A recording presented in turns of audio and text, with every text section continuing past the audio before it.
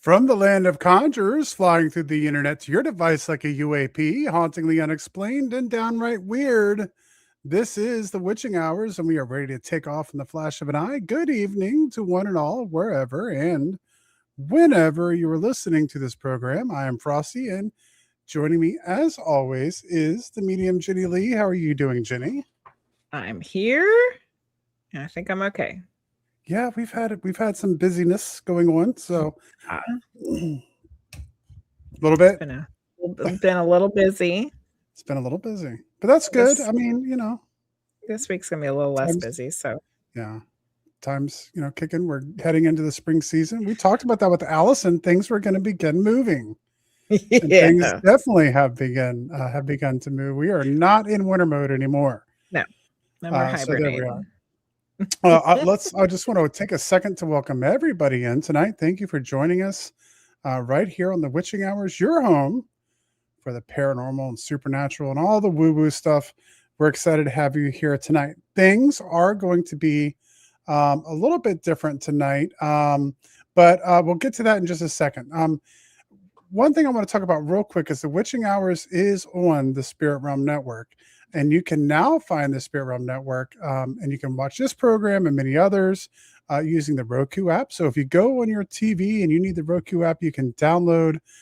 You can look it up and find the Spirit Realm Network. Download that on your TV, and you have access to not just the Witching Hours, but a bunch of other wonderful shows that are coming, already airing and getting ready to start airing on the Spirit Realm Network. And there's some big surprises that I can't talk about that are coming pretty soon, but definitely something to keep an eye on. So download that Roku app.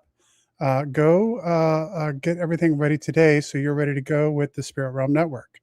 And as always, it's very helpful wherever you're listening to us, wherever you're watching us, whether it's on Spotify or Apple Podcasts or YouTube, whatever you can do there, like, subscribe, leave reviews, anything you can do is a huge help to the program. If you enjoy listening to us, then just do us that small favor.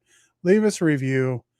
If you have good things to say, don't talk about how I misspoke and said Reese's Pieces or whatever. Just leave us a good review if you so choose. And of course, the like and subscribes and shares are always important. So we thank you in advance for that. All right. So we're going to do things a little bit differently tonight. Our guest is going to come on first tonight, and then we're going to do the weird news, and we're going to talk about some stuff we have coming up on afterwards. So let's go and get started. Heidi Kemper is a psychic medium located in Southeast Michigan, where she has her own private practice. As a psychic, Heidi accesses her clients' Akashic records and gives them divine information and divine guidance about their past, present, and future. As a medium, Heidi channels messages to her clients from their loved ones in spirit. She also channels messages from spirit guides, guardian angels, and higher level beings. Heidi is a healer and is trained in shamanic healing, a registered nurse by profession. She has always been drawn to helping people who seek healing. Heidi offers Reiki and shamanic healing modalities such as soul retrieval, essence retrievals, and energy clearings of people, places, and things. In 2023, Heidi was the guest psychic medium on season 12 of the TV show The Ghost Finders, which we've talked quite a bit about on this show. After the experience, Heidi began traveling the country, attending paranormal and metaphysical conferences, performing gallery readings, and giving private readings. Please welcome to the show and returning to the show, Heidi Kemper. How are you doing, Heidi? Hi, guys. Good. How are you? I'm so happy to be back. Yay. Yay. We love you, Heidi. I love you guys. Yes. Excited. Yes. We are friends now, for sure. Yes. First time I got on here, we had just met, and we had such a good time. I think, friendship formed that last episode, and we've done a lot of fun things together since. So we have. Love to be on here with you guys. Yeah, we have. And we were just talking before the show started tonight. We'll have some more times to be able to hang out this year. So we're looking forward to that. We can talk about that a little later. All right, Jenny, we were talking earlier, and you said that there were some questions you still had from the last time we had Heidi on. So I re-listened to your first episode that you were on with us, which was a long time ago now. It was like February of 2025. Okay. Really? That was so some like time 14 ago. months ago. Yeah, that was. Yeah. Yeah. So we need a little refresher. Let me refresh our memories. So in that episode, we talked about the shift, the new earth shifting. And we were also talking about death because we had talked about your experiences as a nurse and Mhm. and you know having to deal with deaths, etc. And we were also talking about how, we don't handle death very well in our country. But you had said a couple of times when we were having that conversation that you felt like through this shift in the new earth that we were going to start dealing with death differently. How do you see it changing? Well, good question. Love that question. I think the first thing that I've noticed, and Jenny, like, you can probably attest to this too, because you're also a medium. With the frequency of the planet increasing, and us having access to the fourth and fifth dimension now on the Earth plane, it feels as if it is happening, that the souls are crossing over faster, and they want to talk like the day of or the next day, like super fast. So it used to be, and I still honor the 45-day rule. So I have like a rule. They say like 3 months usually, but like 45 days for sure. You should not interrupt souls after they pass, because they have to go through the whole death process, orienting to heaven and reviewing their life review. And if they died in a tragic way, their soul really needs that time to recalibrate. But what I'm finding is that souls are coming through like very, very early. And I'm having a lot of people reach out and want to do readings right away. And I have to say the 45-day thing, but I am able to check in and make sure that they've kind of made it over to the other side. And, so far so good. I haven't had anybody, have any issues. It's a faster process, and it makes sense. It's just like, it's an easier transition because our frequency of the planet's elevating. It used to be you could only access the fifth dimension when you went to heaven, or if you went to a medium and they were accessing that dimension. As mediums, we're reaching up. We have to increase our vibration. They have to kind of come down so that we can bridge that gap. And I just feel like it's sooner. But the other thing that I see is that we're going to be getting better at death. I know that, as a nurse, medical schools are doing a better job educating physicians on those crucial conversations. As nurses, forever, we've been trying to push physicians and push the medical field into having more honest conversations with families about the death process. There are some physicians, some more than others, that really have a hard time having that conversation. And nurses have always been good with that. We've always been good of, identifying when people are getting close to the end and when those conversations need to happen. So I think in the medical sense and in like the mainstream sense, that's changing. But I know that I have a lot of mediums friends that are going in to learn becoming death doulas. And helping through that process. And it's something that I've even considered doing, mixing my medical and my spiritual together and doing like a death doula type role, or starting a business where I can employ nurses to do that. I think there's going to be a big need for that, but you don't necessarily have to be a nurse. I think mediums, we deal with death on a daily basis. It's not something we're scared of. We don't shy away from it. We're very comfortable with the topic. So that's, I think, in a nutshell, how I see it being different. Cool. When you learn a new word and you've never heard the word before in your life, and then the second you learn what this new word is, you start seeing it everywhere. That's exactly what happened with me with death doula. I'd never heard that term before. And then we had our friend Kim Sage come on, who was a death doula. And now this all of a sudden, in my consciousness, at least, it's exploded. And so I think you're right on with that. This is a term that's being used a lot now. People are becoming more familiar with it. And it does seem like there's a huge need for that right now. Well, and as we're able to access the fourth and fifth dimension here, it's, the way that I understand it, what's been shown to me is that when our loved ones cross, it's eventually going to get to the point where like our bodies are becoming more crystalline and not as solid, not as dense, and that we're going to be able to interact with our loved ones on the other side, like much differently, not having to necessarily go into a meditative state, because we can be in between that level of consciousness, to the fourth and the fifth. And so I think it's fascinating. And I think that death should be celebrated because it's part of life. When we birth babies, we've got celebrations and it's a joyous, happy time. And when someone ends their life, we need to celebrate that too. We need to celebrate that soul and the things that they gave to the world, and how they changed the world just by being here. So I think it's just as special of a time. And as a nurse, to have been at the bedside of people when they passed, for me, the kind of nursing I did was critical care and in the cath lab. So a lot of my patients were extremely sick, and we were basically trying to save their lives. So I haven't had as many quiet bedside moments with people at the end, but I've had my fair share, and it is a very sacred time, and I think it should be treated that way. Yeah, I mean, I think, a lot of this brings up the ideas that I've had about death.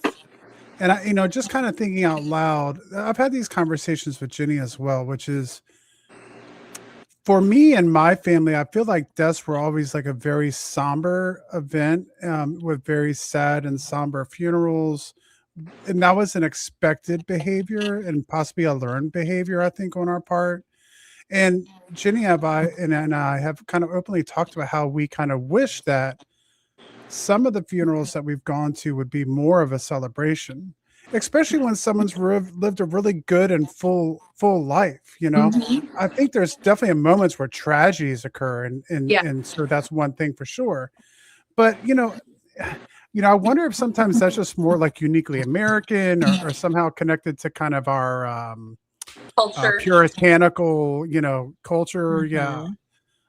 But maybe a shift in that, and maybe the death doula and those kinds of things can bring back more of a shamanic way that we treat death. Yeah, for sure. I got chills when you said that. Yeah, for sure. The shamans always treated, there's death ceremonies and things that you can do at the end of someone's life, and I just think it's a beautiful time, and to be able to witness it with somebody that you care about and love, it's special. Does it make it any easier? No. I mean, No. being a medium, I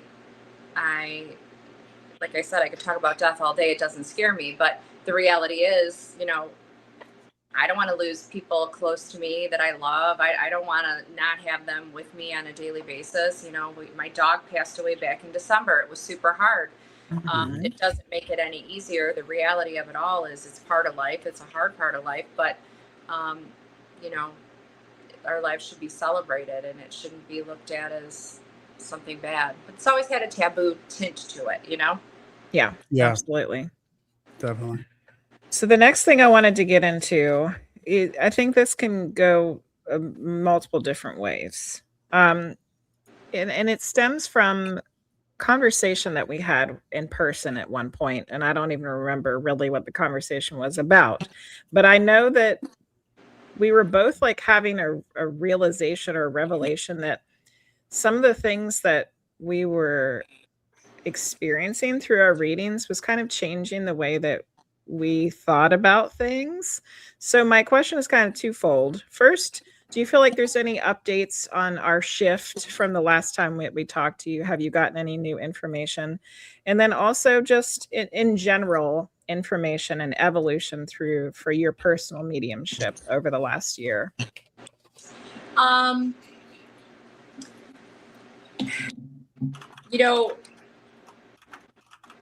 feel like people are more open and receptive to the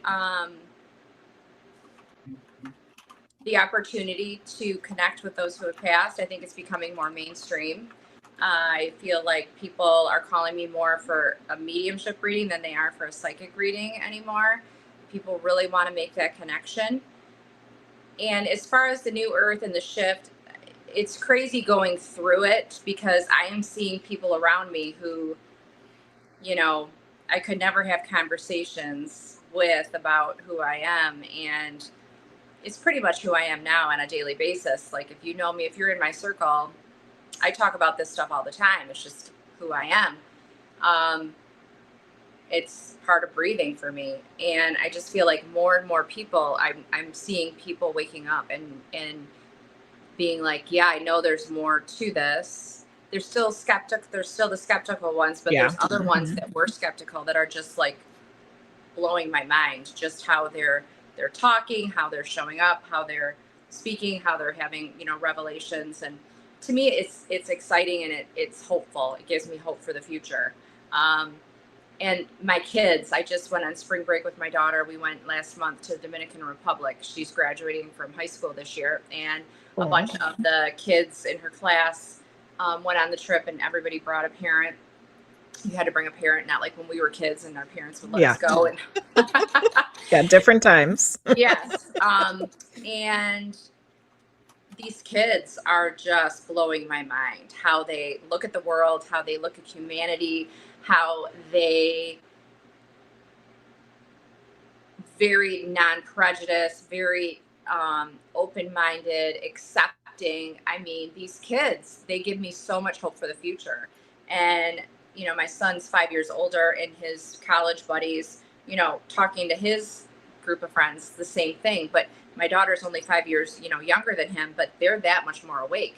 And now these little toddlers and these babies, and I do readings for people, and these babies and toddlers are born awake and they remember who they are. And it's fascinating to me that they're born without karmic debt. A lot of these souls are coming in, remembering who they are, knowing the truth of everything. So to me, I think that's just fascinating. And I also have had a shift on my thought process of past lives. So now I'm being shown that, you know, as we talked about before, you know, you could go down a whole rabbit hole when you talk about past lives. For me, I used to understand it as linear, but now with time, I know time is not real. Like, I know it's not real because I experience it all the time. Timelessness all the time, which is why I'm late for everything. It seems at least 5 minutes. But There's that could no be my time. excuse too, Yeah. Heidi. Yeah. I'm not late. There's no time. Yeah, exactly. Yeah, I can't be late. There's no such thing as time. But I think that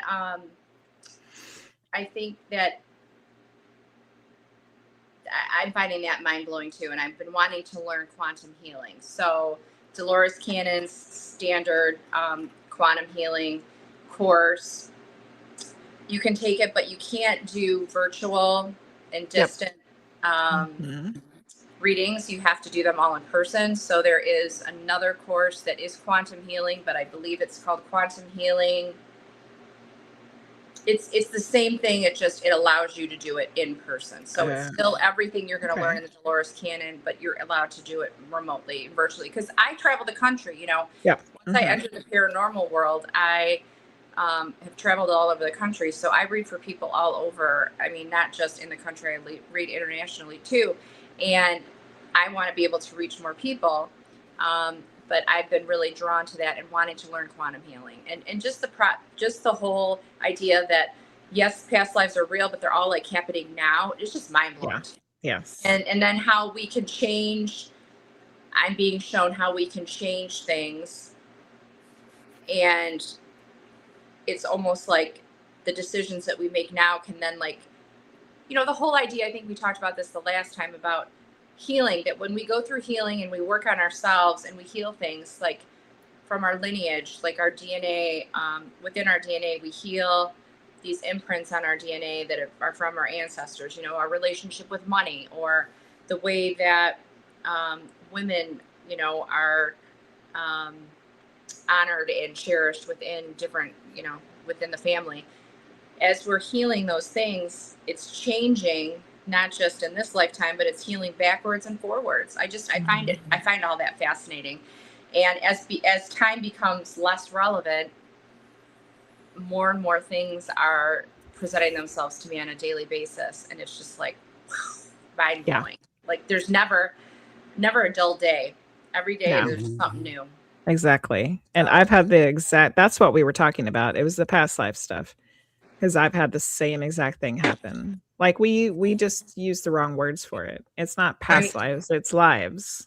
Right. Yeah. Right. And then it makes sense why certain people, you know, they come into your life and there's just this instant recognition, and there's a want and a desire to, you know, have a strong relationship with them in this lifetime, but maybe this lifetime it hasn't worked. It's fascinating to me. It never gets old. Never gets old. And it's really hard to wrap our minds around. It is.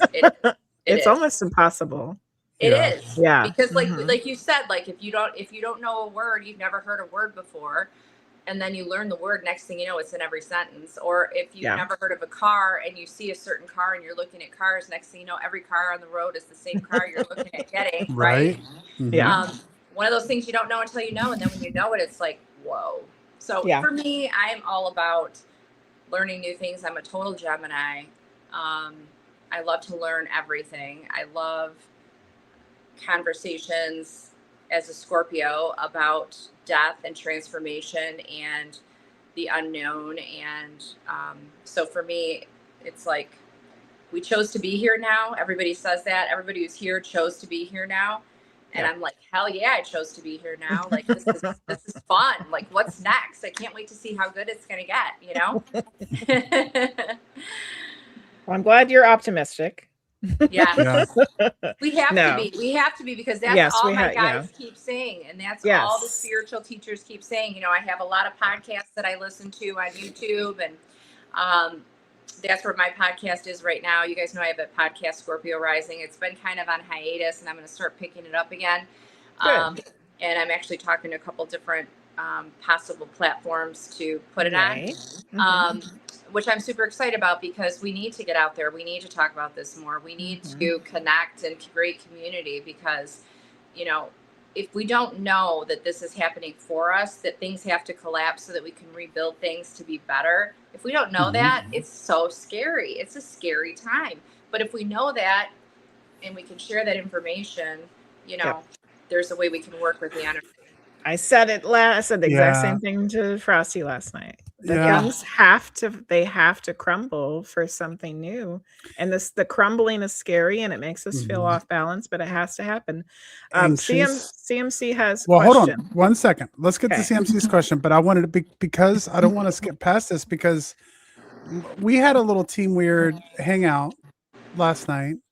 And it's like one of those, there was a very good representation of what we were just talking about. We did some readings of, like, looking into, just as a group of Team Weird, kind of hanging out in a video chat, of what was going on with some of these missing scientists and stuff that have been going on in the news. And when I drew tarot, and we got lots of positive cards. And it was kind of talking, it's like rainbows and sunshine, and like, this is where we're going. 2 people got the 10 of Cups card. Yeah, me and CMC. Yeah. Chills. Right? And it was like very much, I was just, when I drew the cards, I was kind of throwing it back a little bit, because I was like, here I was expecting kind of expecting a little bit of negativity with what's going on with this, but it was very much like you and Jenny were talking about, hey, look, like, things have to happen, but we're heading to a better place. And this is one of those things that has to happen for that to occur. Yep. So we're seeing this a lot. Well, and it's still a choice. It's still a choice right now. So we have 2 possibilities. We have 2 roads we can take, right? It's still our choice. We have the free will choice, but there's going to be a point, how I'm understanding it, there's going to be a point where it's just like, okay, this is it. And the split's going to happen. And those that are there are going to go to the one reality and then the other reality. So how I'm understanding it, how I'm seeing it is, you know, there's one's a better place than the other. And so I know, and you can't be on the fence either. You have to pick a side. Yeah. Mhm. Yeah. How do you understand Uh-oh. it, Jenny, as far as like when this is going to happen? Because I've I heard don't different know. people say different things. That's why I was asking you, because Yeah. I hear so many different things. Everybody is experiencing the understanding of it differently. So, if I just tapped into my own higher self and asked, I'm sure I would get like crystal clear answers, but taking in everybody's information, it's very confusing. Yes. And I Well, don't know if it's like a snap or if it's a gradual. To me, it just feels like we're still in the transition. yeah. But Our how minds, long is that going to be? I don't know. because it's so much, it's almost like our mind has to adjust to it. It's kind of like what I Mhm. said when people pass away and they have to adjust to the other side and orient to heaven, and like Mm, their frequency needs to readjust. It's the same yeah. kind of vibration. We have to adjust to the new way of being and learn how to, and allow our minds and our nervous system to understand it too. Right? Yeah. This is where I'm at right now. And Jenny's like, hey, you have to stay positive. Like the systems have to crumble in order to be built back up again. And then it kind of goes to me, the historian, who says, okay, I understand that. As a historian, we have to understand that systems don't crumble and get built back up again in a matter of days or Nope. even a few years. Yeah. Mhm. It takes So, time. It takes time. yeah. Yeah. So I think no matter what happens with this is going to be something that's going to take a considerable amount of time. However, we just got off the topic of there is no such thing as time, Right. right? Right. So So for us, I think maybe it can be instantaneous, some of the things. Yeah. yeah, You and know? I think for us in the corporal body, it's going to seem like this is something that is going through a process of having to be reestablished over years. But for the people who, are outside of that, it's going to be something that just seems like it was instantaneous. Right. You know? Right. Yeah. Yep. All right, All let's right. go So, ask yep. CMC's question now. Why is it recommended to wait 45-ish days to contact the recently departed if there's no time on the other side? And I understand the no time concept. And I understand, what was the last sentence? He does understand that there's no time, Okay. but he was wondering why it should be 45 days. Well, I mean, if I just say it's because what I learned, I mean, that's the true, honest answer. I learned that from my teacher. So, like, I mean, that's not a really good answer. But I was taught that way, and I've learned to respect that and hold that.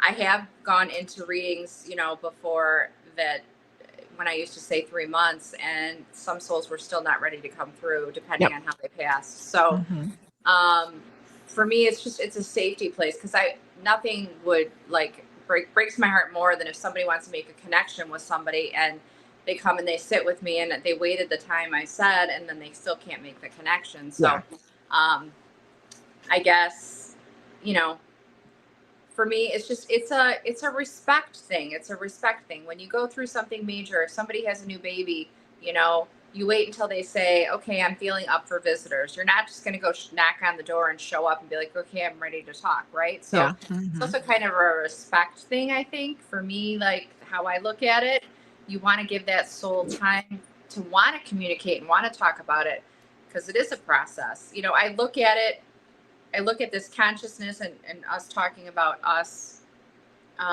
learning how our brain has to learn how to download the information. We get these downloads. I talk about this all the time with my boyfriend, and he laughs at me. He's like, "You're getting another download? Okay.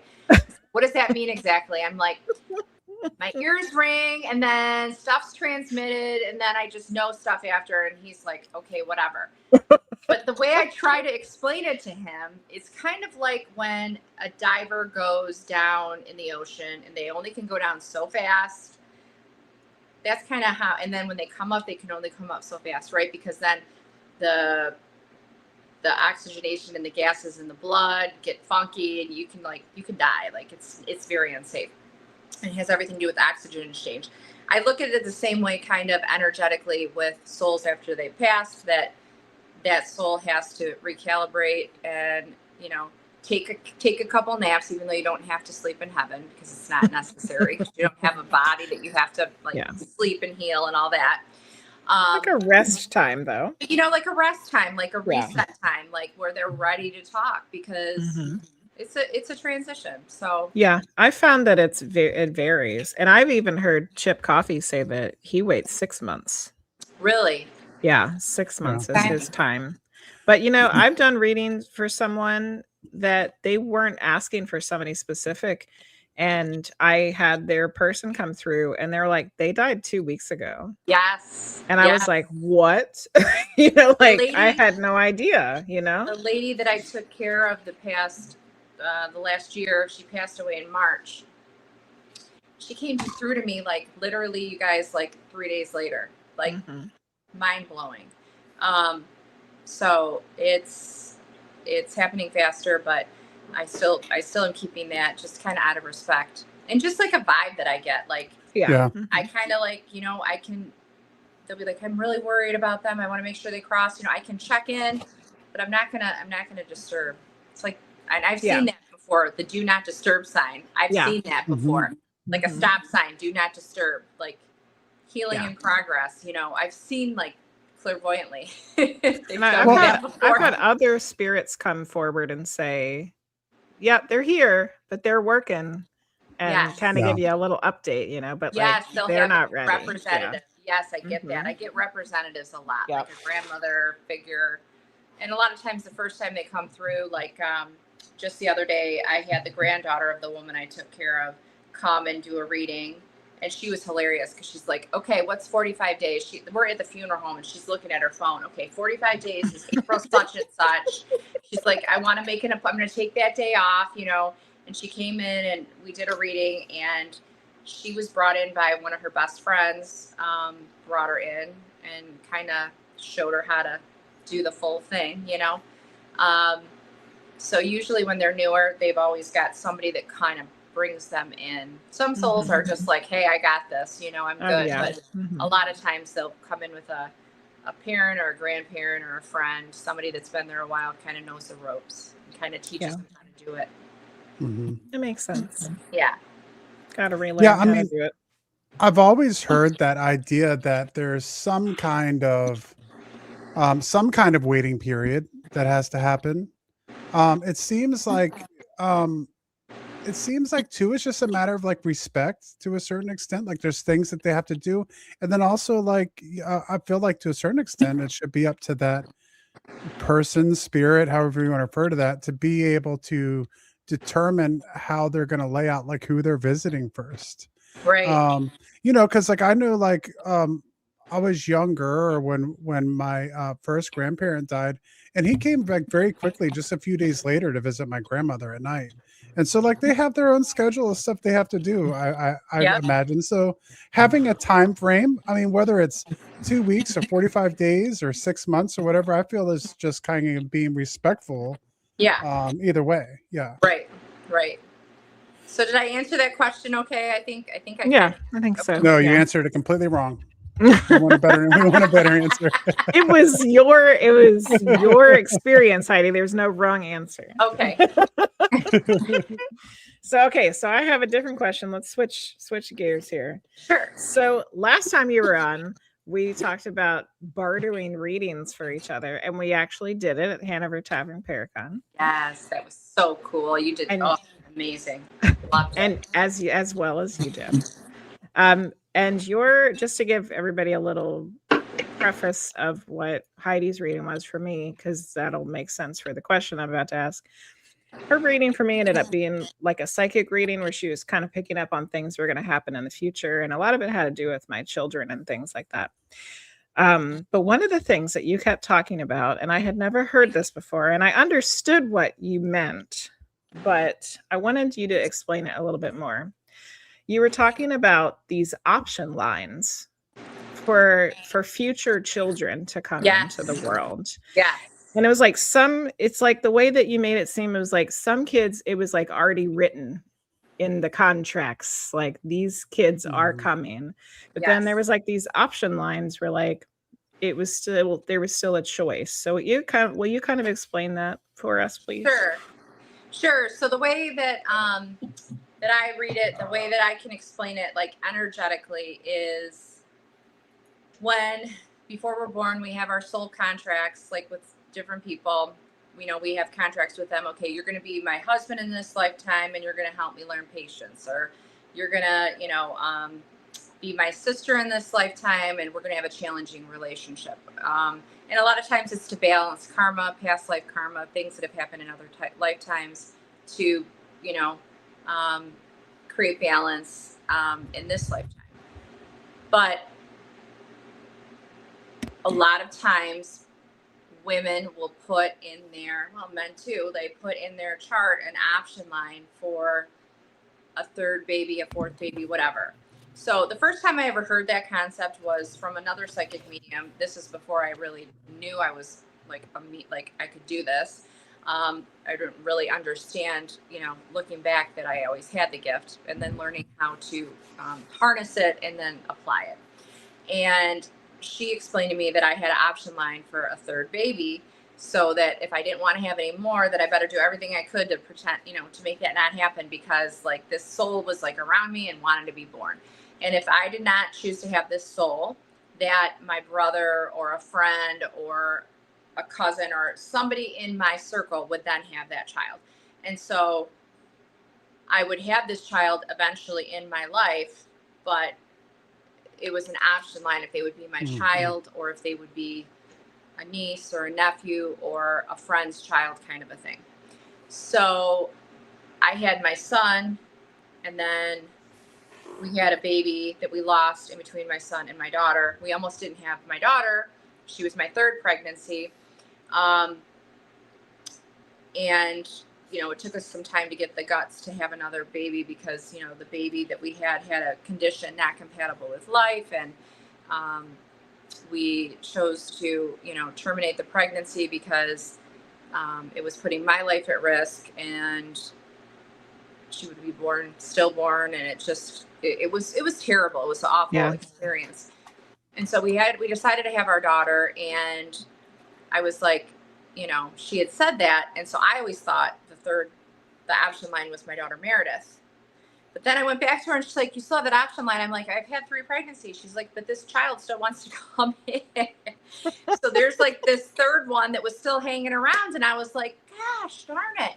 But, so we don't always know everything. And I think sometimes, even as a psychic medium, we're not supposed to know everything. I can go to a psychic, I can have you tell me things, but I don't think we're always supposed to know everything. I think there's certain things that just have to have an element of surprise, an element of mystery. And for me, it was like, okay. And for me, like looking back, now that I know that the store is closed, there's no more children that will be, grown in this body, that's closed. I'm closed for business. Okay.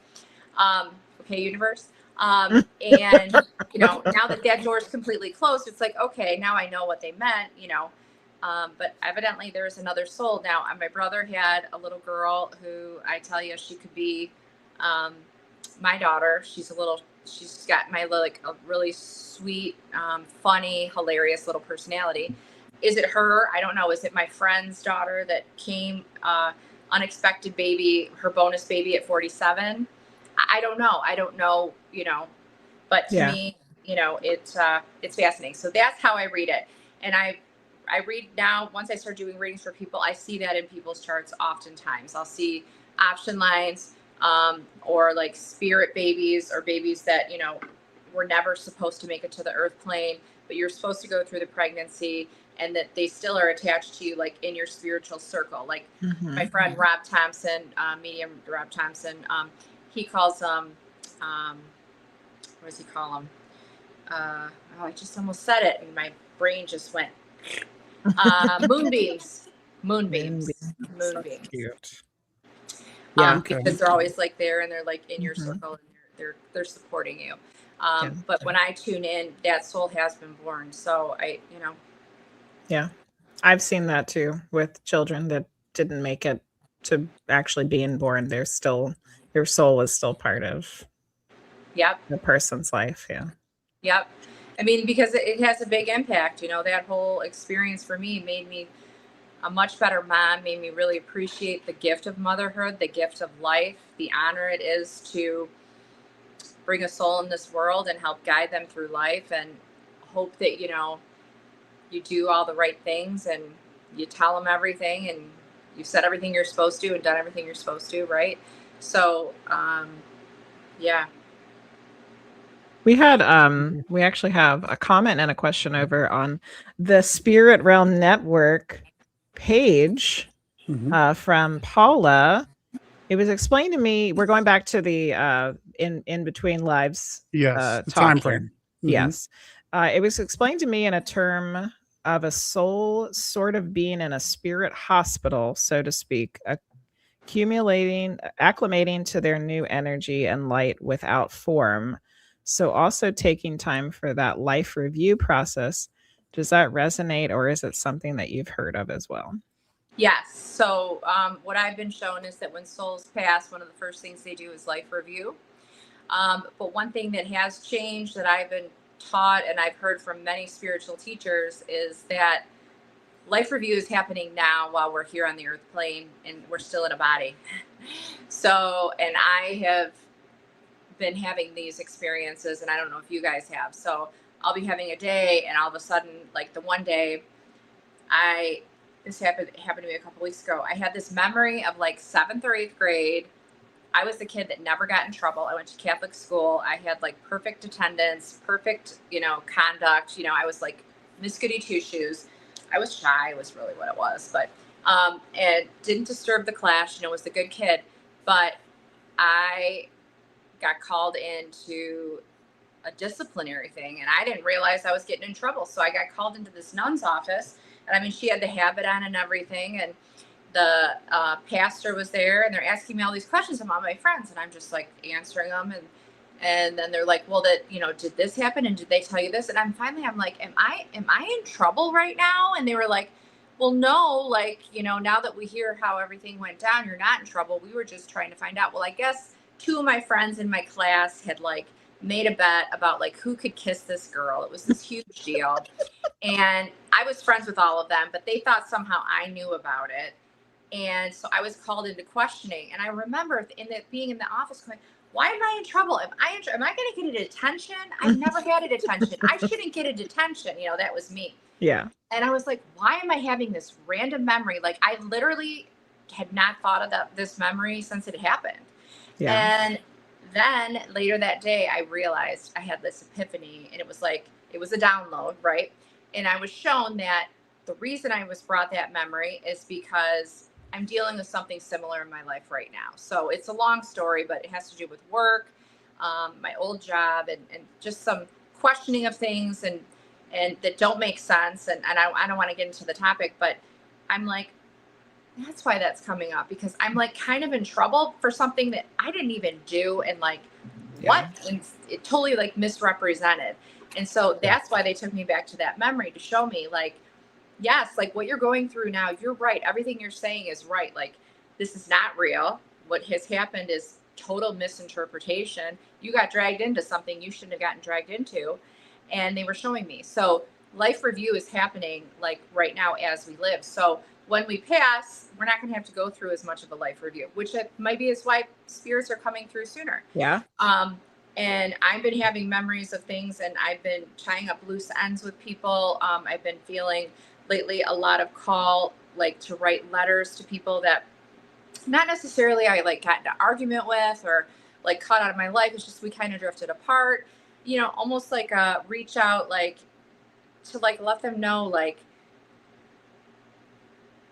our friendship was real. Like that was a wonderful time in my life. I think of you often. I hope all is well. Not really even to like reestablish a friendship or a relationship, but almost just like a, you know, I see how you impacted my life, and thank you for being part of my life at that time. You know, people are there for a reason, a season, a lifetime. They're not always there forever. And sometimes, you know, I can look back and think, oh, did I drop the ball? Was this my, no, it kind of morphed into that. So it doesn't always mean it's bad. So I'm noticing life reviews happening now. And I've talked to a lot of people and a lot of clients, and they're telling the same kinds of stories where they're having these memories from like, what and why am I thinking of this now? Yeah, CMC said 100% life review in the living with small slices of a lifetime at one instance. You know, and I think I've been having that happen for a long time, but I never thought of it like that. Right. Yeah. So like moments where you're thinking of things from the past and you're like, Mhm. why am I thinking of this right now? Yeah. Very random. Yeah. I do that a lot. Yeah, like kind of reviewing the past. Maybe I got more to go over. I don't know. Frosty, do you want to read Allison's comment? Yeah. So Allison, the priestess of Wonderland, said maybe life review while still in the body is part of what will determine which path in the split we go on. Ooh, I got chills when you said that. Ooh, I like that. I think there's something to be said with that, right? Yeah. I do, because there are things that we can take care of now while we're still here and have the opportunity. Yeah. If we're aware of it. Yeah. If we're aware of it. Yep. And we have to seek it. We have to ask spirit for it. You know, we have to ask, show me what I'm not seeing. You know, help me be better. Help me do better.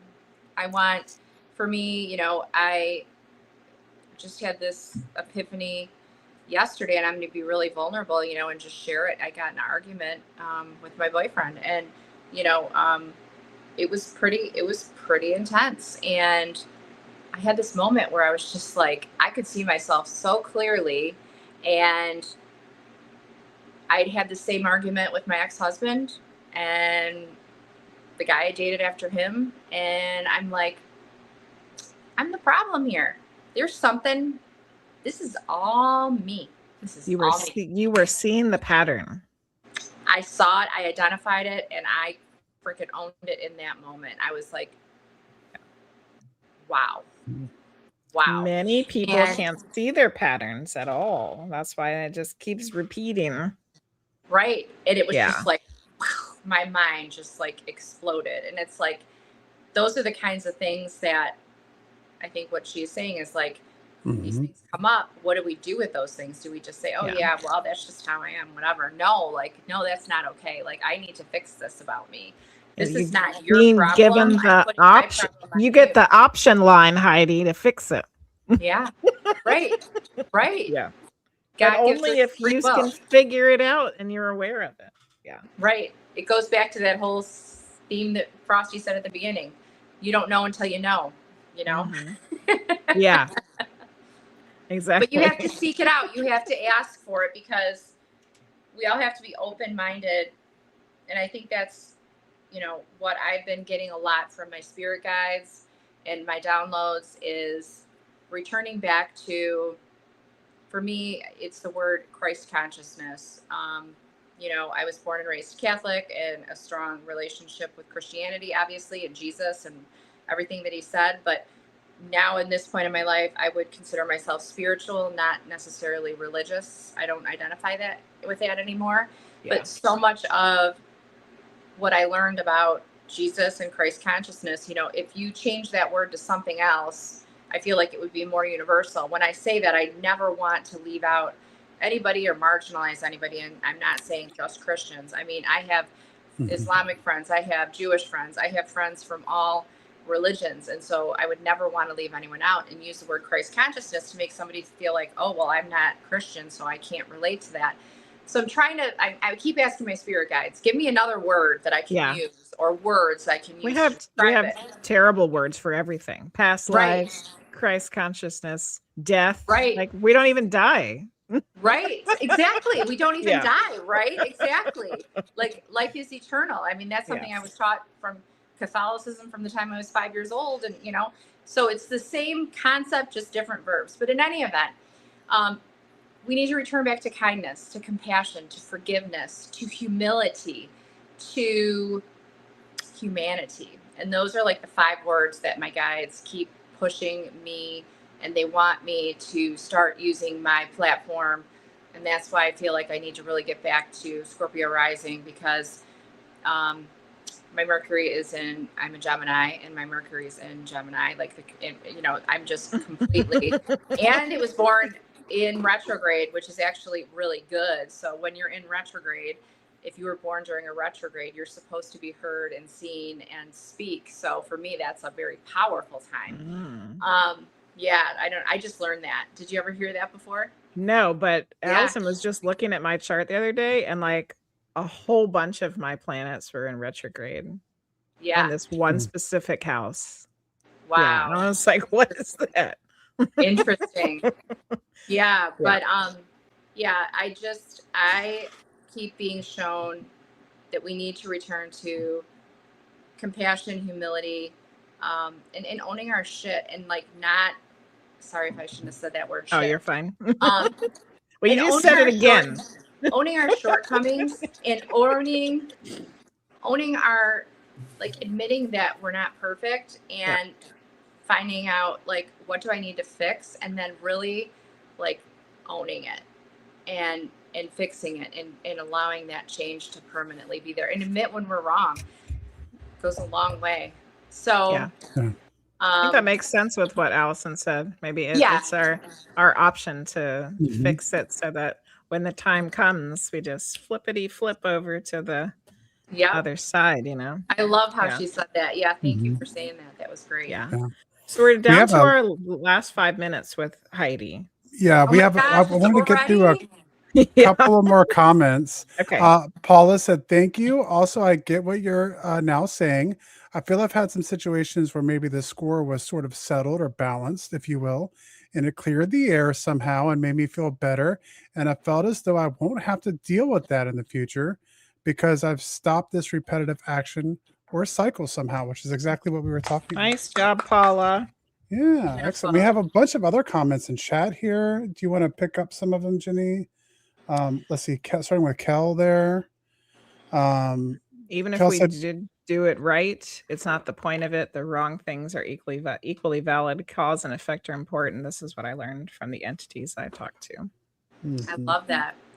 Yeah. I Yeah. see that the same way. I don't know about you, Jenny. Like, I don't see everything. What really helped me was going into the paranormal, because I used to like be like love and light and pink, and like all like, angels, and I was like scared of the dark or scared of paranormal or all that. Yeah. And when I finally like faced my fear and then walked into it and was welcomed with open arms, it really helped me realize that not everything is all good and not everything is all bad. Like, No. everything has a little bit of both, Mhm. and it's And how we outside of our lower dimensions, there is no good and bad. It's all experience. Exactly. Yeah. Exactly. Mhm. Yeah. Yeah. Chico had a great comment too about the patterns. The whole universe is filled with patterns we can learn from. So of course, we too would have patterns we can learn from.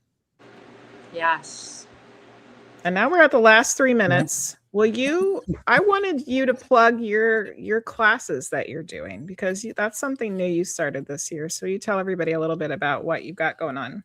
Yeah. Thank you for that. Yes. Yep. So, my spirit guides inspired me last year to start a monthly community, and to do it through offering classes to teach people about the basics of spirituality, because I have so many friends in my circle that are very spiritual. But I have a lot of people that I meet on a daily basis through nursing that are not as familiar with spirituality, but they want to learn more. Or I have clients that will come to me and have a lot of questions and want to learn more. And so it was like a real calling to start these classes and create a community where people can learn together and have different levels of people in their experience. So I have people that are extremely spiritual, that it's part of who they are, it's part of the work they do, that they join the classes, and they're good refreshers, and some things they're not as familiar with than others. And then I have people that are newbies, that are total newbies, and are just loving it and just find it fascinating. My mom's actually taking all the classes. Oh, cool. And born and raised Catholic, and a lot of this is like new, and she's just like mind blown. She's loving every minute of it. So I've been doing that. It's called Soul Searchers. So if you go to my website's actually being updated right now, but when it is updated, there's going to be a page all about my classes that I offer. We usually meet the first or second Thursday of the month, usually the first Thursday, unless there's something else like a holiday.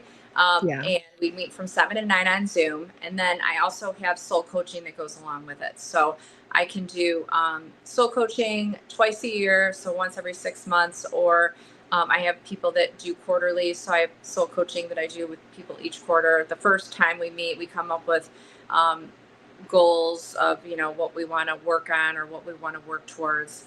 And it's been extremely rewarding, and it keeps growing. And I've got people joining from all over the country. So I would love anybody to check out my website at HeidiKemper.com. And like I said, I'm under construction, but I'll have it all updated for sure by the end of the month. By the end of May, it's supposed to be finished. So Awesome. yeah, and we do all sorts of things. Our next class is going to be about manifestation. I have a friend who is, she considers herself the manifesting psychic, and she has her own podcast, The Vortex, and she's going to come on and speak about manifestation and, kind of, because people hear that word and they have so many different ideas of what it is, So she's going to come on, and I have experts, come on and speak about different things. I'm going to do a class about the paranormal. So Sam's going to come on. Yay. And I did one on like the basics of astrology, so really fun topics, and it's just nice to have that community and that support system. So yeah, we're always looking for more people, and you don't have to sign up for the whole year. You can just drop in, the months that work. Yeah, I found it really fulfilling. So love it. Wonderful. Absolutely. Yeah. Once again, that is bringing it up here again. That is HEIDI Kemper, KEMPER.com. You can find that link listed down below. If you're listening at another time in another place, that link will be listed down in the description, so you can go there and check that out. Thank you so much for joining us tonight, Heidi. Thank you, guys. I had so much fun. As you know, I could stay on all night, but I got another thing I got to get to. But I love you guys, and I can't wait to see you next month. We're going to be at Belle Grove in Virginia. Yes. And we're going to be doing some mediumship development classes with Sam Beltrusis, and some investigating. And it's a beautiful haunted plantation. Like, I'm so excited. So yes, yeah, it's going to be great. It's going to be All right. great. All right, I'll we'll see you there. guys soon. Bye, love you Bye, guys. Heidi. Thank you. Good night. Bye. Good night. Bye, guys. Oh, sorry, I kicked her off. Sorry, Heidi, I kicked you off. All right. That was great. I wanted to mention real quick, we had another comment here about there are 3 intelligence levels: artificial, human, and universe. Once you reach that higher level of conscience, you've surpassed the AI and human knowledge. That spirit is in you always. It doesn't mean you're smarter. It means you're more whole with oneself. So another comment from our stream over on Spirit Realm Network. Nice. So we've had, well, that was great. I really enjoyed that interview. We did move things around a little bit tonight. What do we want to get into first, Jenny? Do we want to get into the weird news right away, or what? Well, let's reset since it's the top of the hour. Yeah, I guess you're right about that. So if you've joined us since the beginning of the show, this is the Witching Hours. Tonight we had Heidi Kemper on to talk about, well, we talked about all kinds of things. Namely, we talked about how long does it take for you to be able to talk to people on the other side, and what's the nature of the change and the shift that's happening here. We got into a lot of great conversation on that. We do have the links for Heidi listed at the top of the chat, and you can check that out in the descriptions, like I just said, down below. And we're going to go till 9:30, so we have about another 30 minutes or so left in the show, and we wanted to go over a couple other things we have coming up, but I think first it's time to get into the weird news.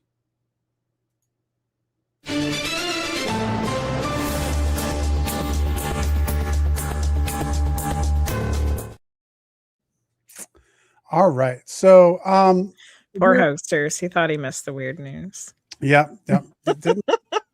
We just had to move it around. Just doing it backwards. Critical Atlantic current is significantly more likely to collapse than previously thought. You know about What? this, Jenny. Say this again. The critical Atlantic current system. Okay. Appears, the belt. Appears significantly more likely to collapse than previously thought after new research found that climate models predicting the biggest slowdown are the most realistic. Scientists called the new finding very concerning, as a collapse would have a catastrophic consequences for Europe, Africa, and the Americas. Yes. The Atlantic meridional overturning circulation is what it's called, or AMOC, is a Can we just major call it the belt? yeah, is a major part of the global climate system. If you're not familiar with this, and was already known to be at its weakest for 1,600 years as a result of the climate crisis. Scientists spotted warning signs of a tipping point in 2021 and know that the AMOC, or the Atlantic Belt, has collapsed in Earth's past. So we know this has happened before. Is a major And you part know of what happens when it does? yeah. Well, Get and an so if ice you're not age. familiar with the Atlantic Belt, what it does is it's a system that brings sun-warmed tropical water from the Caribbean up the coast of the Americas to Europe and to the Arctic, where it cools and then sinks to form a deep return current. A collapse would shift the tropical rainfall belt on which many millions of people rely to grow their food, plunge Western Europe into extreme cold winters and summer droughts, and add about 100 centimeters to already rising sea levels around the Atlantic. In other words, the collapse of this belt could bring about an ice age. Professor And it's Stefan the natural Rahmstorf, process of the way our Earth works. Professor Stefan Rahmstorf at the Potsdam Institute for Climate Impact Research in Germany said this is an important and very concerning result. It shows that the pessimistic models, which show a strong weakening of the AMOC by Those daggone 2100, pessimists.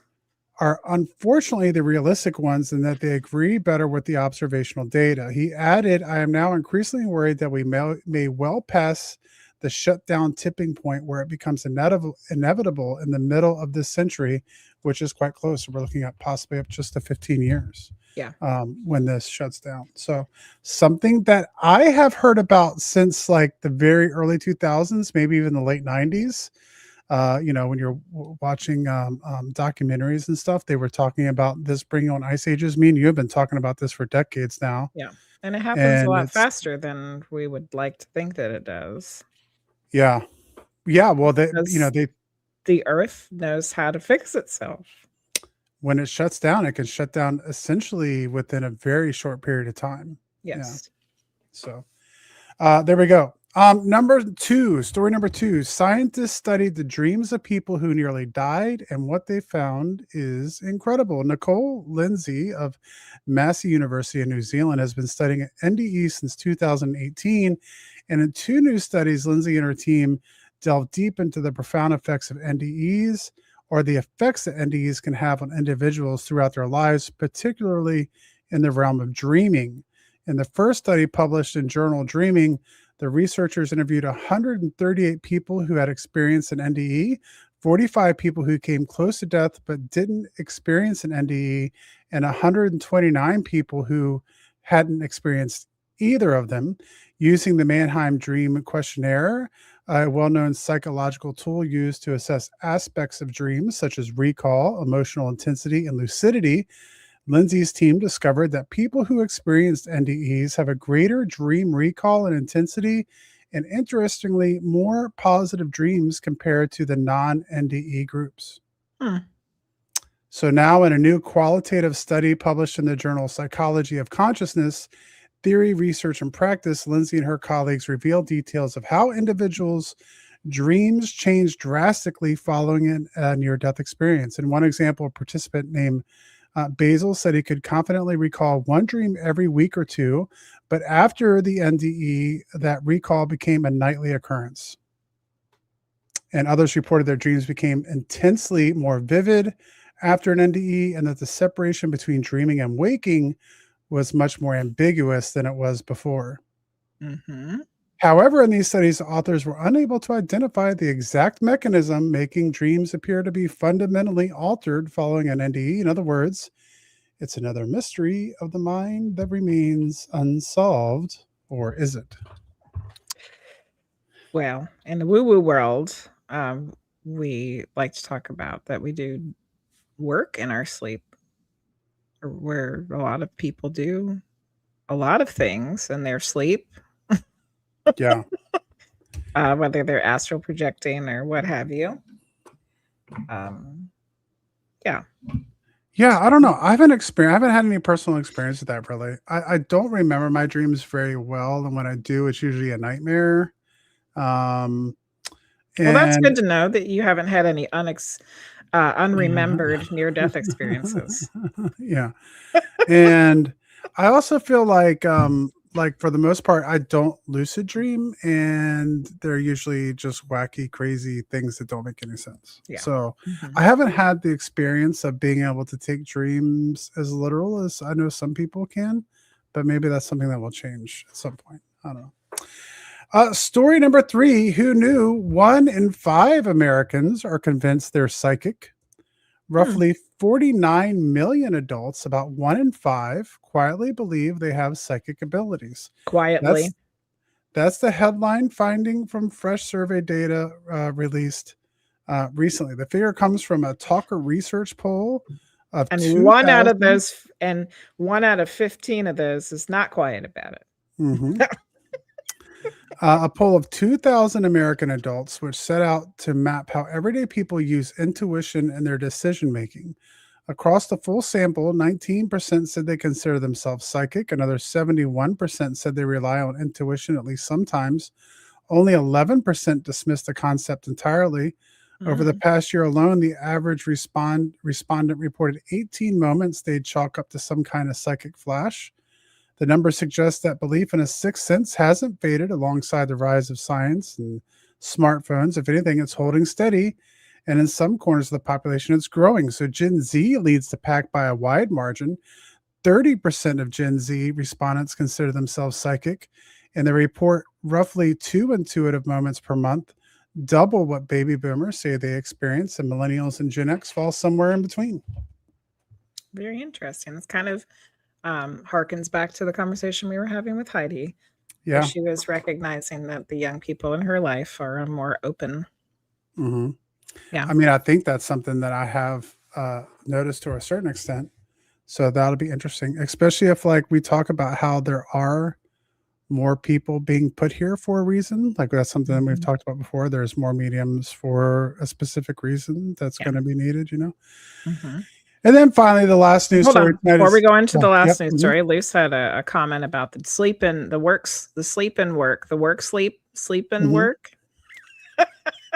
A lot of times we don't remember the nights we are working, so we could be working and not know. I used to have a lot of nights where I was working in my dreams, and so I'm just glad I don't remember them because I would put in a 12-hour shift at a factory while I was sleeping at night, and then have to go in and work a 12-hour shift at a factory. It was no fun. That's different than what we're talking about. But no, that's the dreams I have. I've had many of those dreams too. Why? Actually, that was my very first lucid dream. I was having a dream that I was at work, and at the time I worked as in a craft store, and I was at the register, and there was a woman who was being extremely difficult in the dream. Mm-hmm.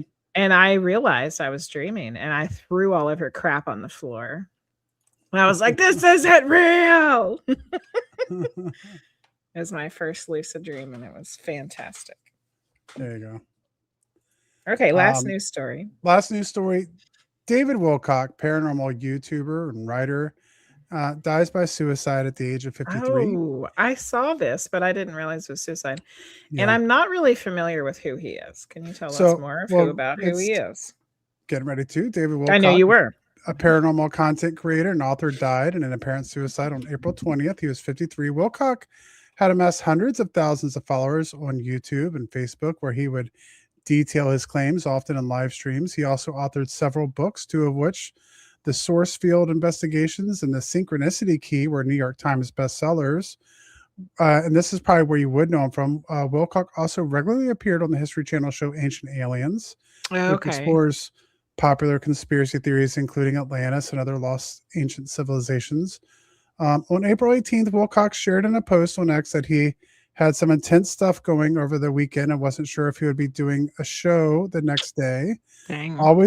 He said, quote, "Always remember that the creator is within and we live in a loving universe," he wrote. "I'm very grateful to you for all of your love, care, and support."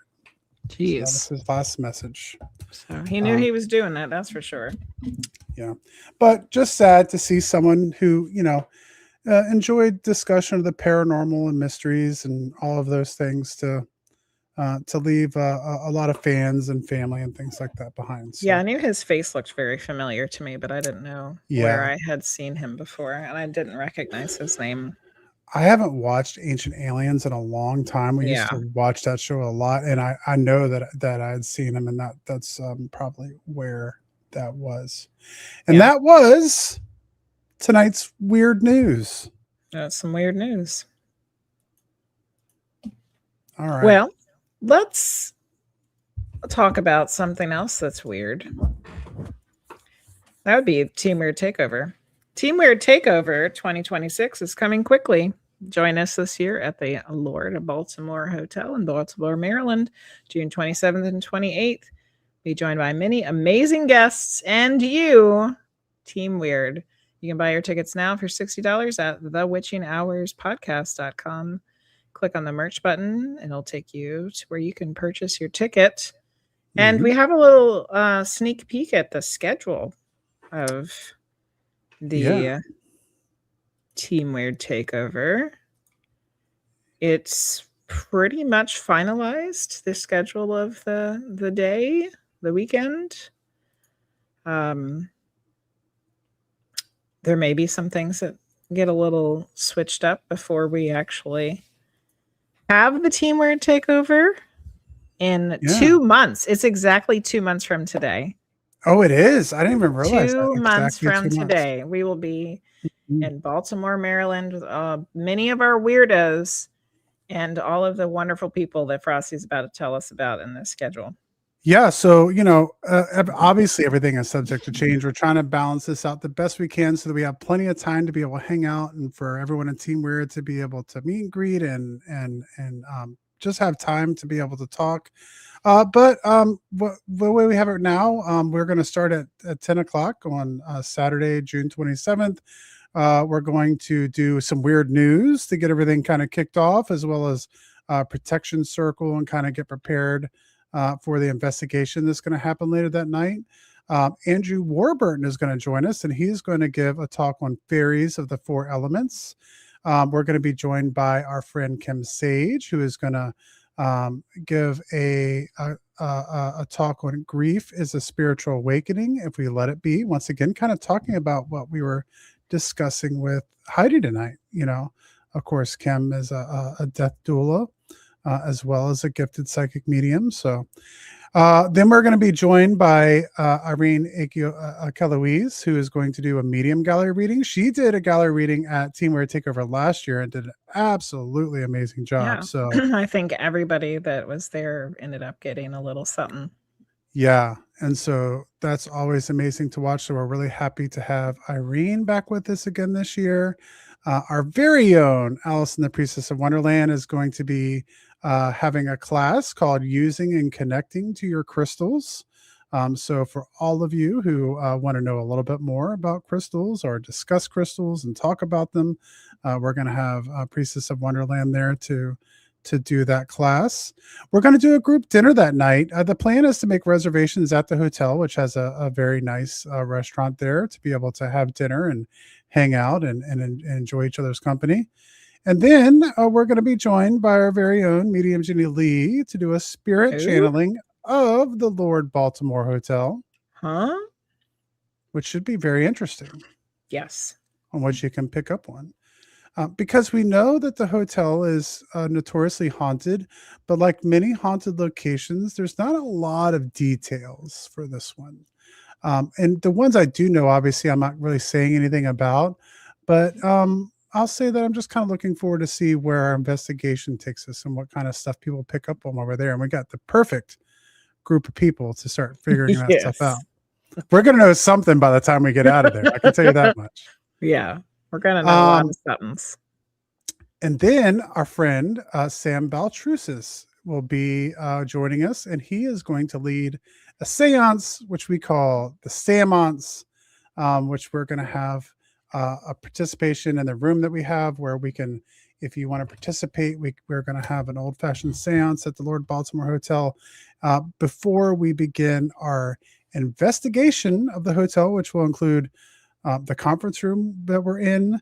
I think I've maybe against Jenny's wishes said that we were possibly going to leave our room open for an investigation that No, night. I'm cool with that. And then we also have the lobby of the hotel. If you're not familiar with the Lord Baltimore Hotel, it was built in the 1920s. It's in downtown Baltimore, and it's a French Renaissance style, like revival, that was built in the 1920s. The So architecture's French it's Renaissance. yeah, it's a beautiful building on the inside. So we're looking forward to it. It's going to be great, and then we're going to finish it off with just some time to hang out and have some coffee and after we get our sleep in the night before, to be able to hang out a little bit before people need to take off in the morning. And we do have a block of rooms that are discounted if you would like to spend the night at the haunted hotel. But if you're not wanting to spend the night in a potentially haunted room, although Luce wants the most haunted room, you can always spend the night somewhere else that's close by. But we do have a link on the website for those discounted tickets, room discounted rooms. Mhm. They're not tickets. Yeah. They're rooms. Yeah, I think the rooms are the rooms for the discounted price are right around $150 and some change, which to be isn't honest bad with you, for a hotel like that. Yeah. for a nice hotel, that's not a bad price, because we were Yeah. just going out of town and some motels for wanting that much. So it's not a bad price for a pretty nice stay and a pretty cool hotel. And this year, Teamwear Takeover is going to feature running water and bathrooms. So we have all the bases Upgrade covered. from Lake Shawnee. Last there we year go. we went rough and rugged. This year we're going with the schwanky stuff. Yeah. Hoaxers said he built the hotel. Hoaxers, I didn't realize that you were that old. How old are you? Like 150? I don't believe it. Right. So yeah, Please we're say looking it forward to was. it. It keeps It getting was closer tough. and closer. Yeah, that was tough. It was so much fun though. Even though it was interesting. North said, "Don't forget to tip the ghosties." Yeah, exactly. Exactly. Oh, now Hoaxers is a vampire. A good vampire doesn't give out his age. Oh, There we that's go. what's going on with Hoaxers. Okay. Okay. I get it now. He left me there on the see. banks of the Mississippi, somewhere between life and death. Yeah. So yeah, we're looking forward to it. There are tickets remaining, so if you think you can make it out that weekend, feel free to jump in there and come join us at Teamwear Takeover at the Lord Baltimore Hotel in Baltimore, Maryland. I'm getting excited about it. Yeah, it's gonna be cool. It's gonna be cool. Now that I've seen the schedule and like really understanding who's going to be there, and yeah, it's and gonna all be of fun. our It's just gonna be friends, fun. all of our Yeah. friends that are going to be coming. We just Yeah. like we have some great people coming, and we did that on purpose. Yes. Sam is always fun to hang out with at Paracons. Yep. He's gonna be a great time. We're gonna have him on the Yep. show here soon, so we'll Mhm. get to talk a little bit about what we're gonna do with Sam. Andrew Warburton, who's been on the show, is absolutely fantastic, and right now is has written multiple books and is getting ready to come out with another book on His fairies. new book is coming out, Appalachian Fairies. And the great thing about it is, Allison is going to be there, and Kim Sage is going to be there, and Danica and Irene are going to help lead the investigation that night. And they have all kinds of paranormal They have so much investigative equipment. tools, equipment. Yeah. Kim Sage has offered to help lead, She's a seasoned investigator as well. and she investigates the Fredericksburg Paranormal, so she does lots of paranormal investigations. So we're going to have lots of experience there. So if you don't have experience, that's fine, because you're going to have someone that can give you something and show you how to use it and investigate with you. But the main thing I was going to say there is the great part is all these wonderful guests that we have on the show that we've become friends with we're all gonna be there together like all day. So you have a chance to talk to Andrew about fairies if you want to talk to Andrew And about then fairies, our people, know? our team weird people to are hang gonna out. be there. Yeah, and talk. Yeah, no, it's gonna be great. Some who got to come last year and some who didn't get to come last year. Some who didn't get to come last And year. new friends too. So Mhm. it's really exciting. Yeah, it's Luce gonna is be great. making sure that they're packing their good looks. Put it in the suitcase. I have to bring a little bit more than that, but we'll be okay. Yay. So there we go. Yeah, All it's gonna be a right. great time. Well, I think that's about it for tonight's witching hours. Yeah, let's go over who we have coming up because we Yeah, haven't that been able to sounds like talk a about good our idea. schedules a whole lot. Going forward into the spring here, we're going to have James Krug on next week, who is the director of MUFON for Pennsylvania. Oh, He's cool. also an astronomer, and he runs a planetarium. So not only is he very knowledgeable about space, but he is also very knowledgeable about the UFO phenomena. So That will be an excellent person to pair up with May's moon update from Allison next week too. and we didn't even realize this, like we mentioned it when we were working with Keisha to book him, but it just happens to be on May the 4th. Oh yeah, May the 4th be So with you. we get to do a space show on May the 4th. We're going to have Holly Hall, who has a show on the Spirit Realm Network on May 11th. Fellow Spirit Realm Network. Yeah, so we're going to have Holly on, and we're going to talk about mediumship and the talent of the Spirit Realm Network. And then going into the weekend before Belgrove Plantation, which we should mention also, we're going to have Sam Baltrusis and Kim Sage on the same night. That's going to be cool.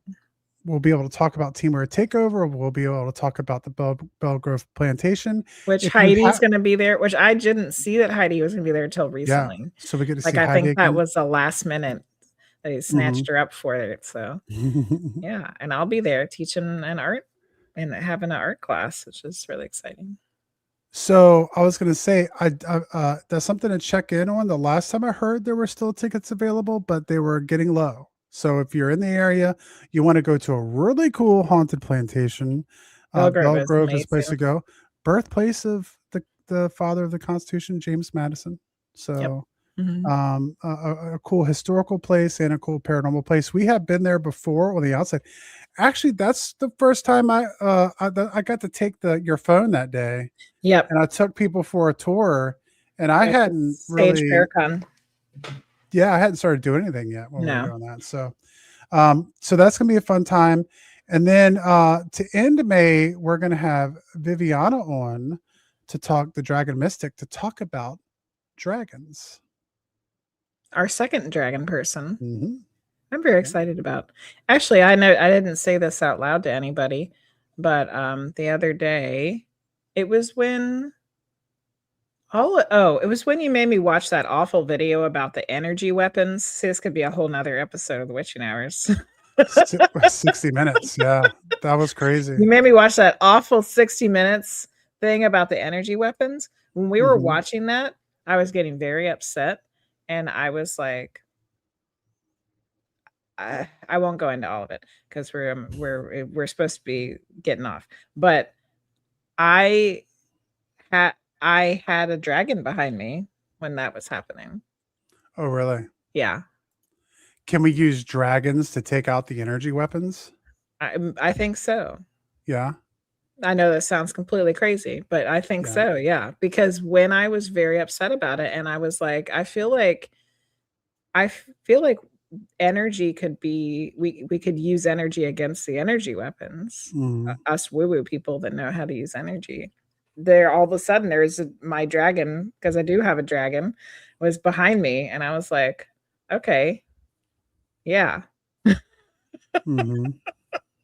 Well, that's very interesting. And I guess for those who don't know what we're talking about, there was a 60 Minutes episode that was talking about Havana syndrome and the energy weapons that are being used on like American secret people, CIA people who are running secret programs, which we can't get too far down the rabbit hole because we got to go. But one of the missing Yeah. scientists who was working on anti-gravity said that she was being attacked with energy weapons, and this is all out now. So this is something it we was a know that's 60 happening. minutes episode. Mm-hmm. This is Yeah. this is not woo-woo things, people. This is the real deal. Well, the woo-woo is the real deal, right? I know, but like for the skeptics out there who think that we're just making stuff up, this was a 60 minutes episode. Yeah. If people are interested, I can put a link in Discord if anybody wants to see it. But we have reached the end of the night. Yep. It is 9:30 on the East Coast. Thank Dragons. you everybody for joining us. I do want to give a shout out and thanks to Luce for resubscribing for 2 months. Thank you so much, Luce, for the sub. We appreciate it so much. Appreciate you so much for all that you do. Thank you to each and every one of you for hanging out with us tonight and joining us with our talk with Heidi. Let me see who we have on tonight. Earlier Sheepy was on, and she is still on. She's still on. She hasn't been able to stream in a really long time. Yeah, she is. She's doing some editing for her narration, audiobook narration. Oh, could be spicy. Children, go to bed. So we're going to rate out. We will see you all again on Monday. You'll be doing your streams this week, right, Jenny? Yes, unless something crazy happens, I'll be on Thursday for art night and Friday for reading night. All right. We're sending you guys off. Go say hi to Sheepy. Throw those UFOs and Bigfoots in chat if you got them, and we'll see you all next time. Good night, everybody.